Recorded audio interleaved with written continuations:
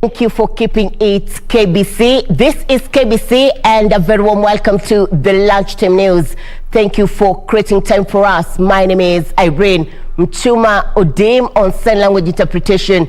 We have Byron Abule. It is the final day for the Building Bridges Initiative hearing at the High Court. My colleague Serafina Robi has been on that trail from day one, and she'll be bringing us up to speed with the latest development as and when it unfolds. For now, we begin from the county of Isiolo. And a teacher at Oldonyoro High School in Isiolo County is nursing injuries after he was allegedly attacked by students. The students are said to have descended on the teacher after he warned them against sharing plates during meals. A noble policy meant to promote hygiene in a school in Isiolo County has left a teacher nursing serious injuries after a section of students refused to buy into the idea. Pius Mogambi, a teacher at Oldonyiro High School, had introduced a policy referred to as one student, one plate to discourage students from sharing plates during meals. Mwanafunzi ambaye aliniambia atanitendea mabaya kwa sababu when I was on duty niliweka sheria ya kwamba kila mwanafunzi lazima akiwe na kikombe na sahani, na wao walikuwa wanataka kutumia sufuria moja kwa sababu wote ni mirani. Unasema hawezi kulia kwa sahani moja moja wakionekana kwa sababu wao ni mirani na wametahiriwa, na kwa hivyo nilimlazimisha atupe mkopo. Alinipiga nikapiga nduru, au walimu akakuja akanisaidia. Kutoka hapo tulia tukaandikisha statement kwa polisi. Sasa jana ndio aliniataki wakati na walikuwa na wengine. It's alleged that the students interpreted Mugambi's directive as an affront to their cultural beliefs. Kuna mtu alitongezea huyo kijana akanipiga na akaniambia nitakuua. Bahati mzuri vile nilinguka niingia kwa mtaro.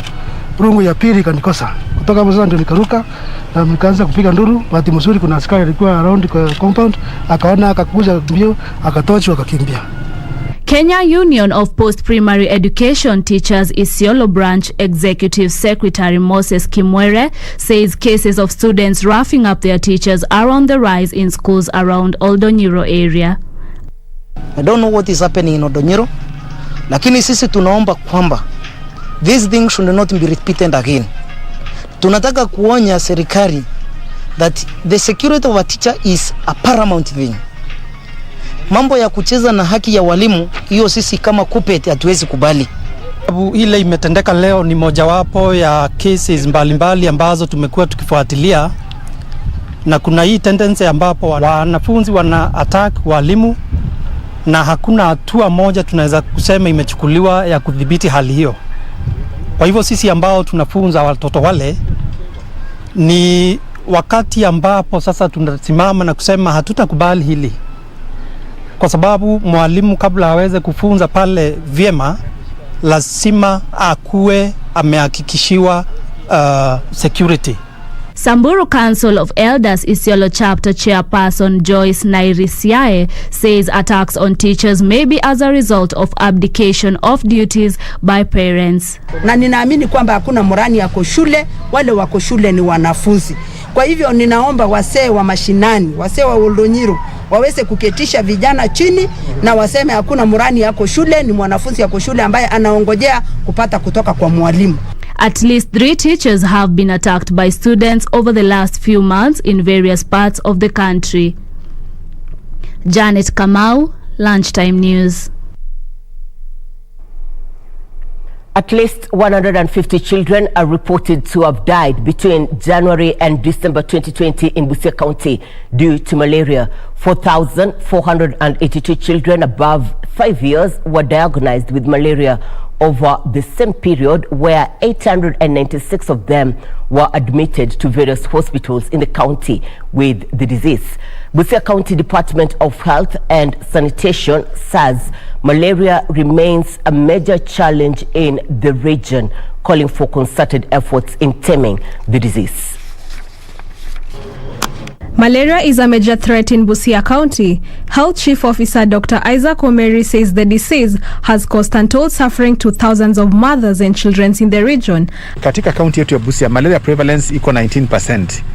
Inamaanisha kwamba tungali juu. Malaria bado inasababisha vifo vingi, magonjwa mengi kwa watoto wetu na ukosefu wa damu kwa kina mama na watoto. Omeri says though the county has made strides in combating the disease, a lot more still needs to be done. Lengo ni kwamba kuhakikisha malaria imepimwa wakati unaofaa na wale ambao wanapatikana wako positive wanaweza kutibiwa ili madhara ya malaria yasiweze kuongezeka. 150 children died in the county in 2020, with the county government urging locals to follow laid down protocols to help fight mosquitoes which spread the disease. Masinjoki for Lunchtime News. 2 men accused of robbing and killing an engineer in Nyeri town 6 years ago have been sentenced to life imprisonment by a Nyeri court. Nyeri Chief Magistrate Wendy Kangendo condemned Paul Kinuthia and James Kingori to life in jail after finding them guilty of robbery with violence and murder of George Gikonyo on October 14th, 2015. Kangendo, however, acquitted the third accused, Simon Makato, who became a state witness and testified against the two. The duo had been charged on October 13, 2015 at Scooter area on the outskirts of Nyeri town. They violently robbed Gikonyo, a former civil servant based at Wambugu Agricultural Training College, of his vehicle before killing him. Gikonyo, 52-year-old, was carjacked in Nyeri town and his body later found damned near Howe Dam along the busy Nyeri Karatina Nairobi highway with a rope tied around the neck and hands at the back. Tangu wakati ule nilipomleta hapa hospitali kumuona maiti, wakati tulikuwa tunatarajia kumsika siku yake ya kesho, tulikuja naye. Alipomuona hata hakujibu, aliangalia na akatoka. Nafikiria kichwa yake iliharibika. The suspects were later arrested at a roadblock in Ruiru after police intercepted the stolen vehicle. The vehicle, Toyota Harrier, had been fitted with a car tracking system. Kuna Mungu mbinguni, sababu sisi hatukuwa na wakili, tulikuwa na my dad, tumetembea hii safari na my dad, my father-in-law, na tumeona leo at least it's a relief, sababu hiyo miaka yote tumekuwa tunatoka. Yeye alikuwa anatoka Nyahururu, anakuja all the way to Nyeri for the case. Mimi nilikuwa natoka Nairobi, hata ile siku natoka Nairobi watoto wanakuanga na wanaogopa sana nikikuja huku. While delivering the sentence, the chief magistrate described the duo as dangerous people who deserve to be kept away from the society for a long time, owing to the nature and gravity of the crime. That record shows that the other charge in liquor was also an armed robbery, whereby they had hijacked a complainant, beaten her and left her for dead. And having been considered the time that they have spent in custody, the court sentences each of them to a prison term for the remainder of their lives. Each of them to serve. Timothy Kipnusu, Lunchtime News. A peace initiative has been launched along the Isiolo-Samburu common border to promote harmonious coexistence between communities living in the region. The area has been plagued by perennial clashes over dwindling pasture and retaliatory attacks between members of the communities.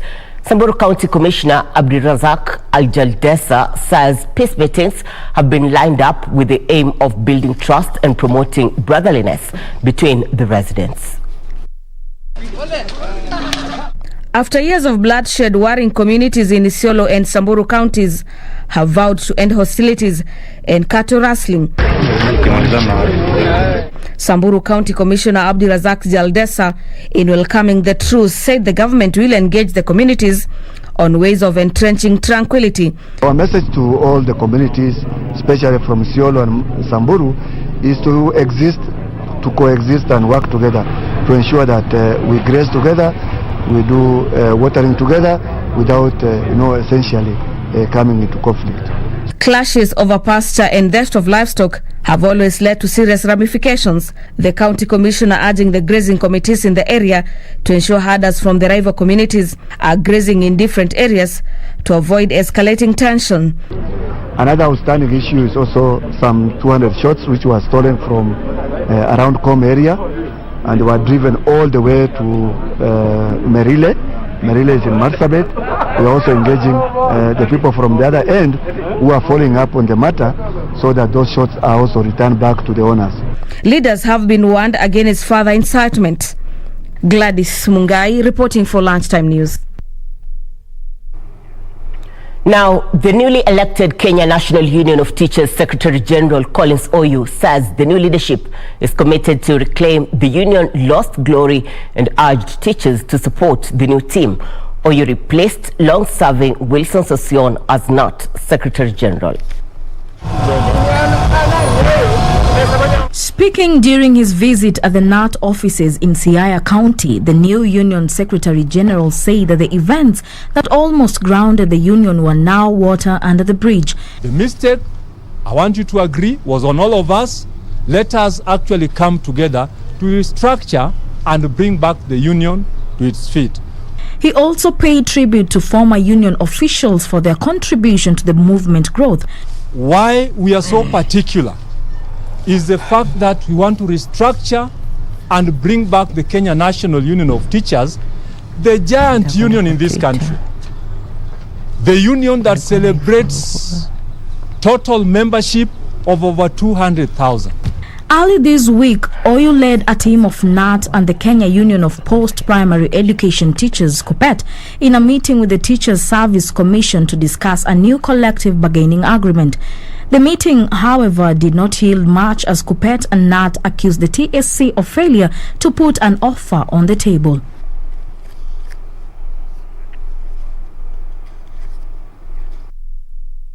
Of elders now want the Ministry of Lands to investigate the duplication of title deeds at Oldonyo Orasha area in Narok South. The elders claim they have received title deeds when the land was demarcated in 1997, but officers at the lands offices have been issuing fake title deeds to grabbers. The duplication of allocation is now said to be causing tension in the area, with fears that the situation could degenerate to full-blown conflicts. For the last 25 years, the Ma community residing in Oldonyo Orasha area in Narok South has peacefully owned these lands after the defunct Oldonyo Orasha group ranch was dissolved and the land subdivided to members. But the tranquility in the area is under threat following alleged issuance of duplicate title deeds of the same land by the Lands Office in Narok. The angry residents now want the Ministry of Lands to investigate the officers and have them prosecuted. Hii ofisi ya lands ya Narok, registrar, the current registrar, lazima achunguzwe kabisa, kwa sababu hii mambo ambayo anafanya hapa ni ya kupiganisha wananchi, na sisi wananchi hapa tumeungana siku ya leo, tumesema hatuwezi pigana. Masai Council of Elders chairperson Kelena Olenchoe visited the area in a bid to calm the looming tension over land. Hawa watu ambayo mnaona hapa ndio wenye grupu hii. Kuna wengine ambayo walikuwa ni wanakamati na wanasema hakukuwa na ardhi iliyobaki, na ni kweli, kwa sababu uwezi kwenda kukaa miaka 25 alafu uamuke siku moja ama uote ndoto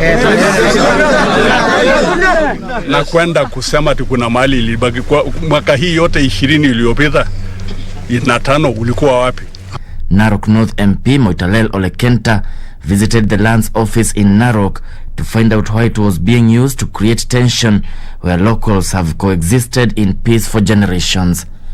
Wanachukua title deed, wanaenda wanauzia watu ambao hawajui, na hii ni group ranch ambayo inaitwa Oldonyo Orasha group ranch ambayo ilimalizika kitambo na watu wakachukua ma title deeds zao. Sasa wanadanganyia watu mashamba ambazo haziko. Ningetaka kuwatahadharisha, kuambia wa Kenya wasidanganywe mashamba Oldonyo Orasha ama malingine kwa Masai, kwa sababu kuna cartels wametoka Kajiado, wametoka mali pengine, wakija wakishikana na maofisa wa ardhi wengine ambao hata walikuwa wameshtakiwa na kusimamishwa kwa kazi kama hizo wakaletwa na kufanya kazi chafu. Kevin Washira, Lunchtime News. Workers at a construction company in Nairobi are urging the government to help them trace the whereabouts of their employer who allegedly left the country 2 months ago. The group says Derek Lassen of Rocco, Kenya, traveled out of the country without a word and with their wages. Workers at Rocco, Kenya are a worried lot. Their employer allegedly left the county 2 months ago, leaving them in financial limbo. We are going through some predicament here. Our boss, who was the main contractor, that is Rocco, Kenya, one Mr. Derek Klassen. We just woke up one time and we were told that he sneaked away. Our main issue was, since then, we've never gotten a clear information. The workers say their attempts to reach Derek Klassen have been futile, with messages on WhatsApp and other social platforms going unanswered. We've been struggling here to reach him. Unfortunately, we normally get him on WhatsApp, and at the times we make a call, and he could respond and tell you he's coming back, but actually he has never. They accuse the man of being disrespectful to binding contracts. However, for now, all they want is their money. All we need is just our dues. Let him pay us, and then we are ready to leave. We are willing. We are more than willing to leave. Most of them say they have worked for the company since 2019. Yusuf Hilo, Lunchtime News. A consortium of professional bodies has petitioned the National Assembly to reject the Certified Managers Bill 2021, terming it an affront to intellectual advancement. The consortium, led by the Institute of Human Resource Management, says the bill is duplicating the work of professional bodies that certify different professions. They also say that the bill is subject to misinterpretation and could lock out deserving employees from ascending to managerial positions.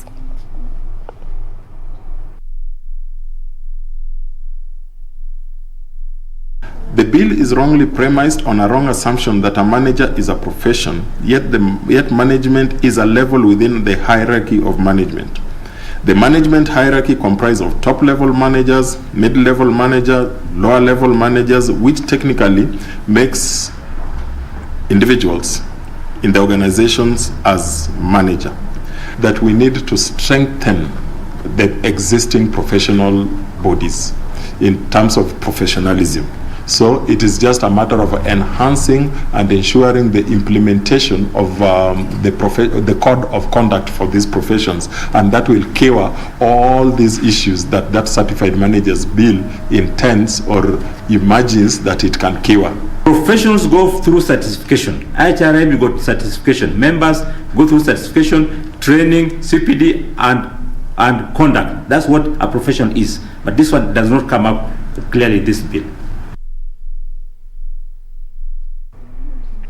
Kisii County has only managed to realize half of the 700 million shillings in its revenue collection.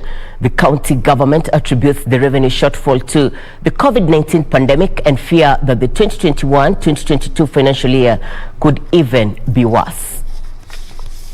Kisii is one of the 13 counties declared by the government as COVID-19 hotspot zones following a surge in infections. The pandemic has heavily dealt a blow to revenue collection, with the county managing half of the projected 700 million shillings in the last financial year. Revenue that we were to get at Kisii County at 700 million, but at the closure of the year, we only realized half of that, which means even this pandemic has really affected the revenue collection of the county government, and which is going to necessitate that we are going to realize pending bills that were not expected. The County Trade and Industry Chief Officer Mengo Ochwangi said the revenue streams are drying up, but the traders must be alive to the fact that the pandemic was ravaging the area. They should not see that as a punishment. We feel for them, but it is a pandemic. We are in a COVID-19 pandemic, and once the containment measures have been put by government, they should be adhered to, such that we are able to cut the spread of this coronavirus. Kuna wale walikuwa wametegemea hii soko sana sana katika uuzaji wa bidhaa vingine na wamekondesha manyumba hapa, wako na watoto katika mashule wanakula. So ukiangalia kabisa the common mwananchi ameadhirika kabisa. I'm requesting the county government, if it is possible, kwa wakati kama huu, wa caution the common mwananchi. Nancy Okware, Lunchtime News.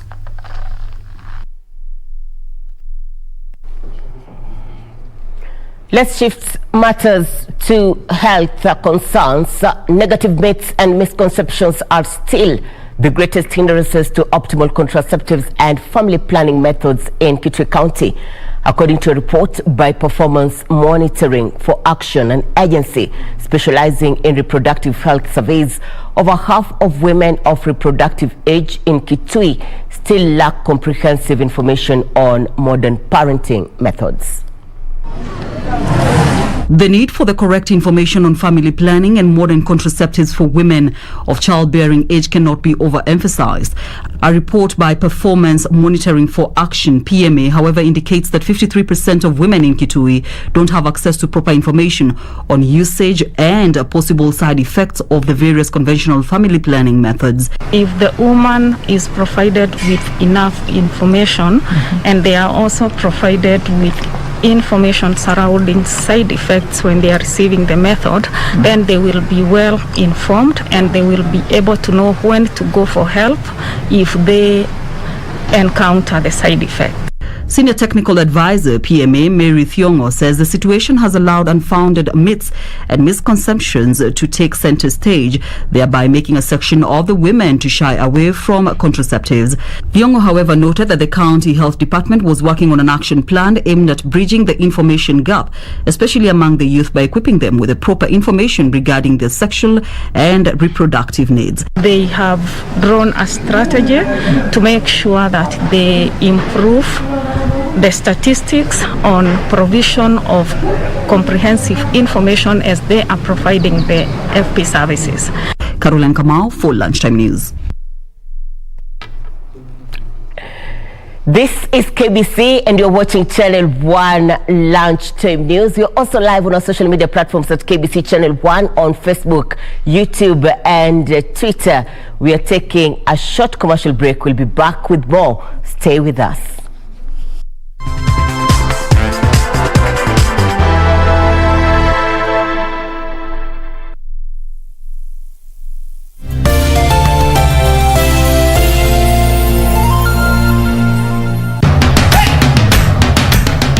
Bwana Motiso, pikipiki yako ndio hii. Uko shoni yangu. Hii pikipiki ni unakumbuka uniekelea the lowest unique bid yako ilikuwa ngapi? 18 shillings.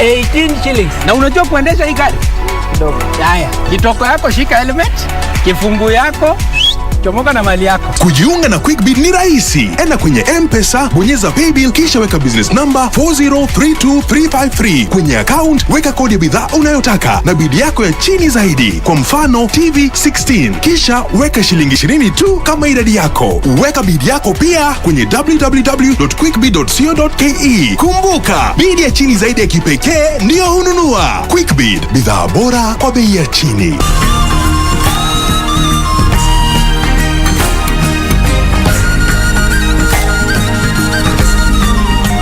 On the season premiere of Africa's hottest new show, Surura, we take you on a safari in Kenya's capital, Nairobi. Get your adrenaline pumping and revving to go, and if that's not enough, we take you on a tour of what could possibly be the most photographed home in Africa. It's simply inspiring.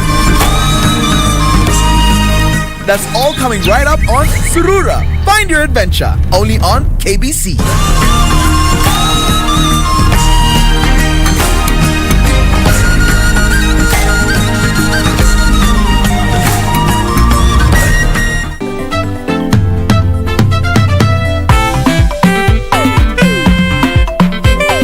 Wrong with you people, I thought this was a place for quiet study.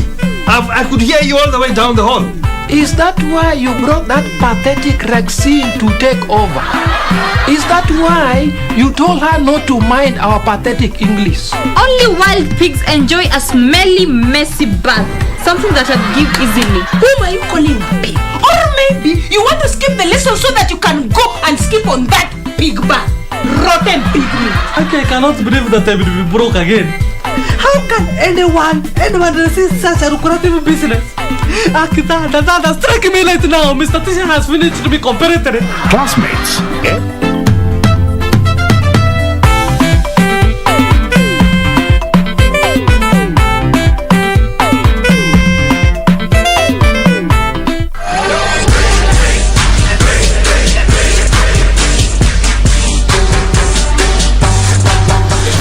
Chicago was the first lesson.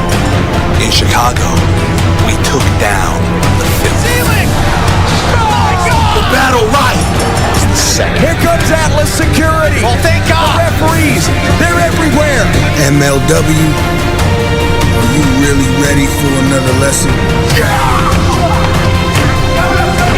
Tom Lawler, you thought these was gonna hold me back? See, we are Contra Unit.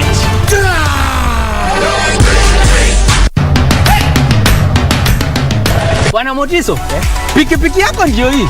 Uko shoni yangu. Hii pikipiki ni unakumbuka uniekelea the lowest unique bid yako ilikuwa ngapi? 18 shillings. Na unajua kuendesha hii gari? Kidogo. Haya, kitoko yako shika helmet, kifungu yako chomoka na mali yako. Kujiunga na QuickBid ni rahisi. Enda kwenye M-Pesa, bonyeza paybill kisha weka business number 4032353. Kwenye account weka kodi ya bidhaa unayotaka na bid yako ya chini zaidi. Kwa mfano TV 16. Kisha weka shilingi 20 tu kama idadi yako. Weka bid yako pia kwenye www.quickbid.co.ke. Kumbuka, bid ya chini zaidi ya kipekee ndio hununua. QuickBid, bidhaa bora kwa bei ya chini.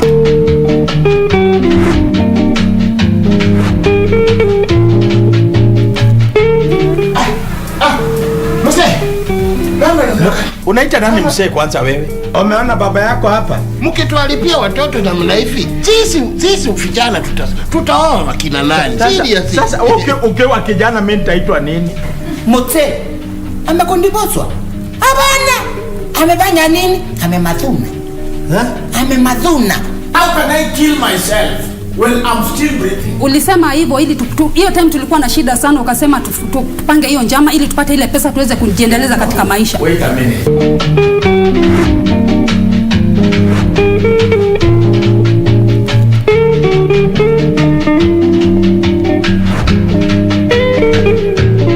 Oh, there's music in the air, lots of loving everywhere. So give me the night.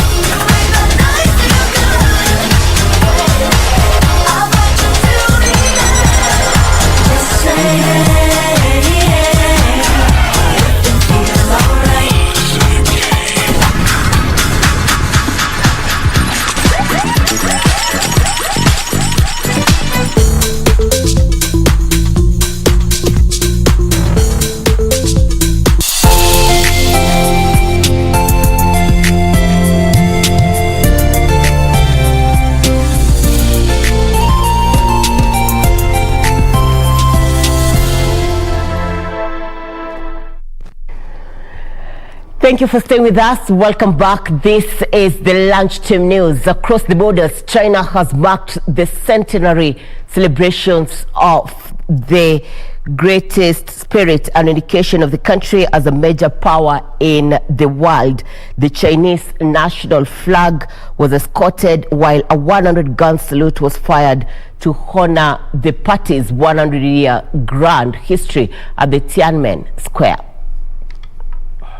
The 222 soldiers, all in their early 20s, trained hard for over 2 months under the scorching sun in a southern Beijing base in preparation for this grand celebration.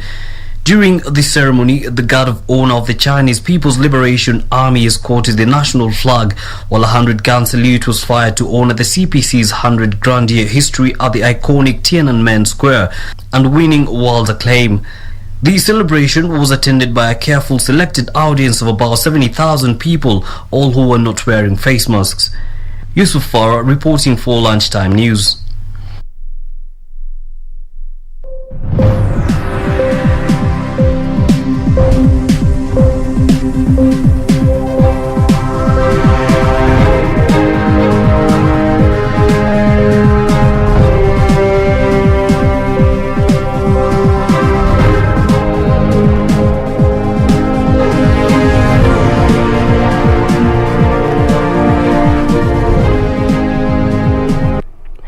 Time for business news. The Capital Markets Authority is urging the small and medium enterprises to utilize Kenya's financial markets to raise funds.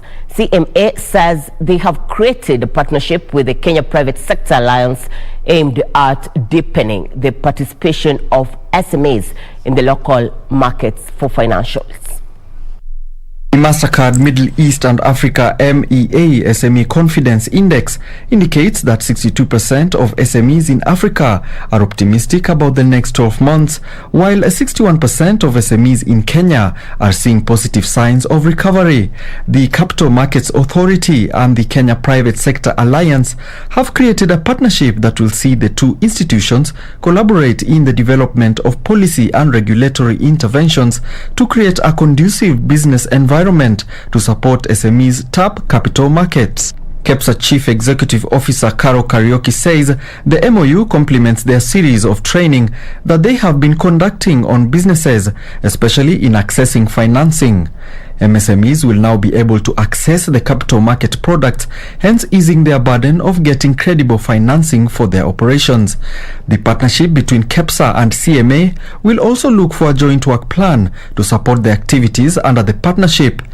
Some of the planned activities include joint quarterly fora to engage KEPSA members on capital market products and joint publications and research on financial markets to create financial quick reference materials to be distributed to critical stakeholders such as the youth, investment clubs and professionals. Farmers in Kilifi and Busia counties have started planting after the crop was given the green light by the National Biosafety Authority. The farmers have received cassava seeds that has been developed by the Kenya Agricultural and Livestock Research Organization using modern biotechnology that is resistant to the cassava brown streak disease.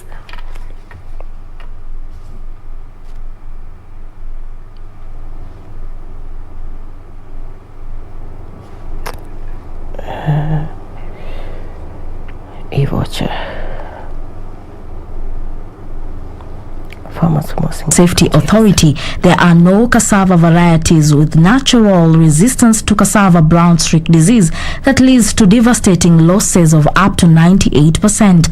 The anticipated increase in cassava yields as a result of the intervention is expected to contribute towards addressing food security, nutrition and manufacturing, which are among the 4 pillars of the Big Four agenda. Grace Mwini, Business News.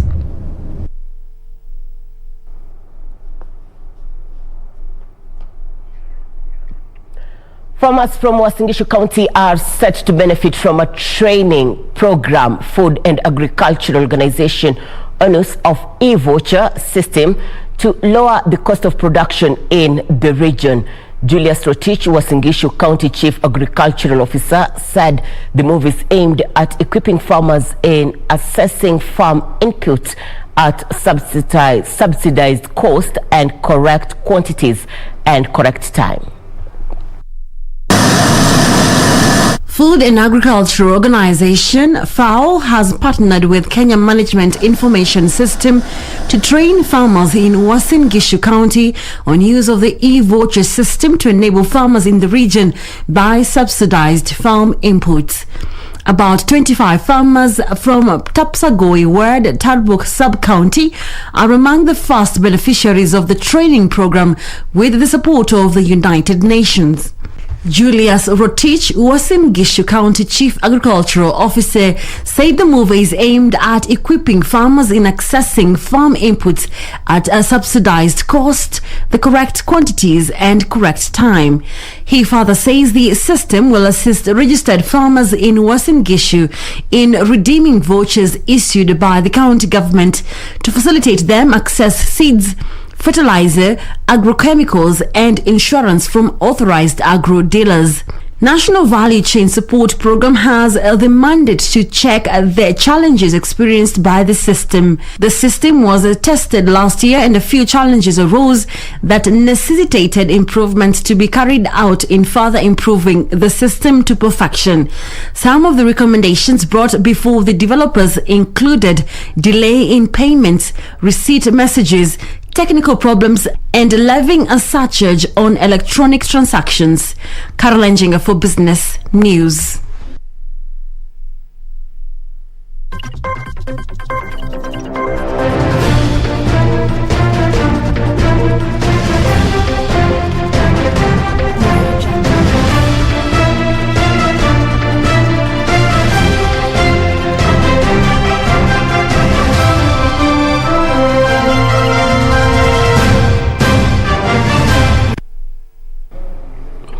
Time for sports news. And reigning East Africa and Uganda Open champions Kenya Prisons darts team has stepped up training ahead of the Magereza Cup Championship slated for 10th July.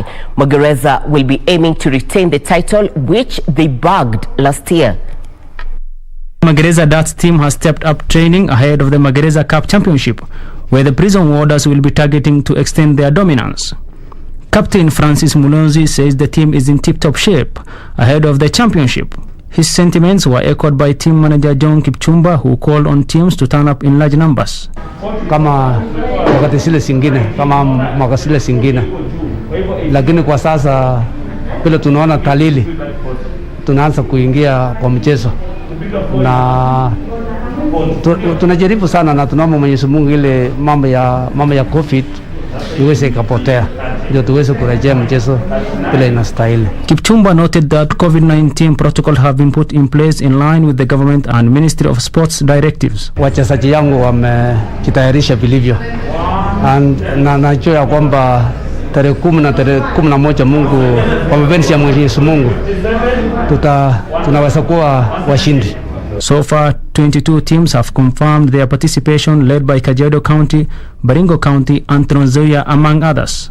Kwa wakati tuko hapa tunajitayarisha kwa mchezo wa tarehe 10 na 11 ambapo next month tutakuwa na mchezo wa Kenya mzima hapa, na ndipo that's why tuko hapa tujitayarishe ndio tupate kupambana na wenzetu ambao watatoka mbalimbali. Magereza darts team are the defending champions after winning the title last year ahead of Rongai Police and Nairobi County. The overall winners, highest scorers, highest finishers, and the most disciplined club will walk away with trophies and cash awards. Across the borders in the world of sports, Switzerland tactician Vladimir Petkovic says his charges can pull yet